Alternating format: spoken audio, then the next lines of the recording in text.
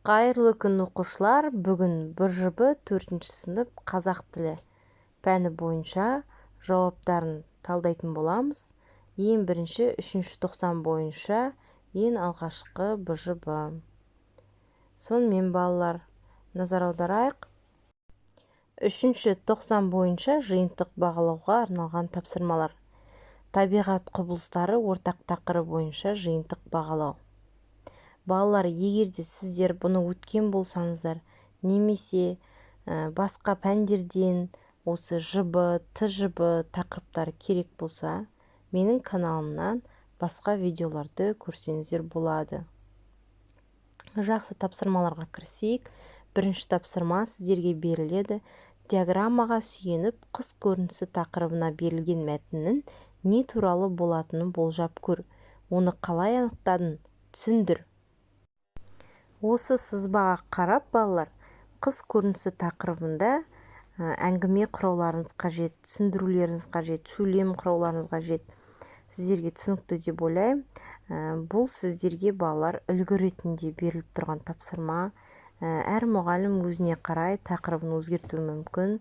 Сондықтан тапсырманы сіздерге түсіндіріп өтетін боламын. Қыс көрінісі деген тақырыбында сіздер міне диаграммада тұрған сөздерді қатыстырып сөйлемдер құрайсыздар.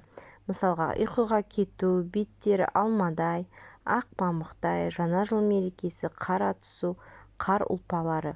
Осы сөздерді қатыстырып, қыс көрінісіне тақырыбында сөйлемдер құрауларыңыз қажет. Мысалға, қыс мезгілінде жан-жануарлар ұйқыға кетеді. Балалар беттері алмадай болып, қар түсу ойындарын ойнайды. Қыс мезгілінде дала ақ мамықтай аппақ болып жатады. Қыс мезгілінде жаңа жыл мерекесін тойлаймыз. Осы сияқты өздеріңіздің ойларыңызды қыс мезгіліне байланысты жеткізулеріңіз қажет. Сіздерге түсінікті деп ойлаймын. Бірінші тапсырма. Енді балалар, екінші тапсырмаға көшсек, жоспар бойынша жоғарыда берілген тақырыпқа монолог құрап айт. Бірінші қыс көрінісі, екінші қысқы ойындар, үшінші қысқы тіршілік. Жақсы балалар, енді осы тапсырманы әр мұғалім өздерінше өзгертеді. Сіздерге жазбаша түрде мәтін құрап жазып бер деуі мүмкін, себебі сіздердің барлықтарыңыздан монологты қабылдай алмайды. Сондықтан мәтін түрінде сіздер жоспарға сәйкес шағын мәтін құрап бересіздер.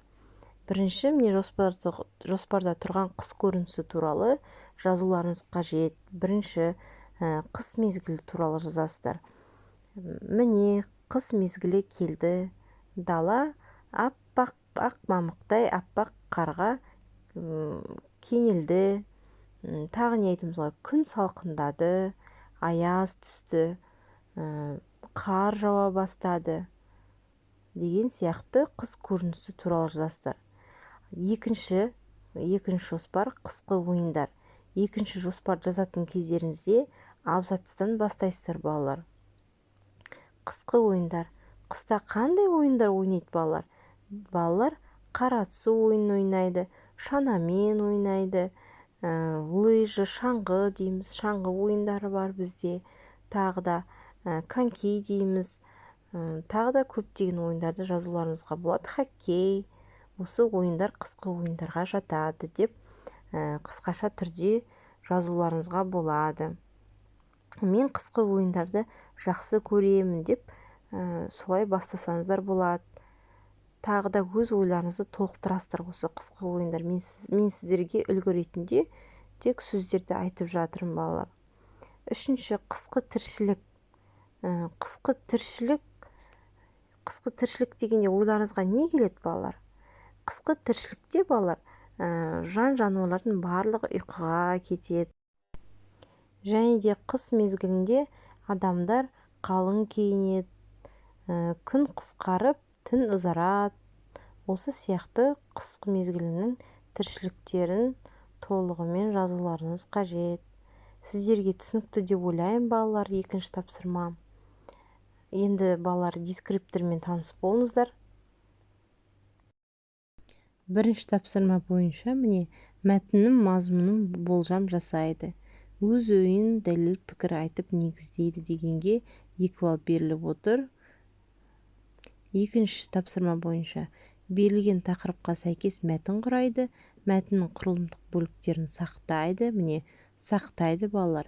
Әр мәтіннің жоспары бойынша жоспарды бастамас бұрын абзацтан бастайсыздар балалар. Тірек сөздердің мағынасына сәйкес қолданады.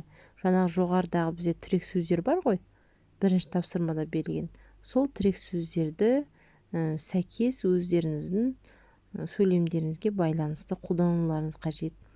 Ойын жүйелі еркін жеткізеді, сөйлемнің құрылымын сақтайды, сөйлеу барысында тілдік нормаларды сөйлеу мәнерін сақтайды.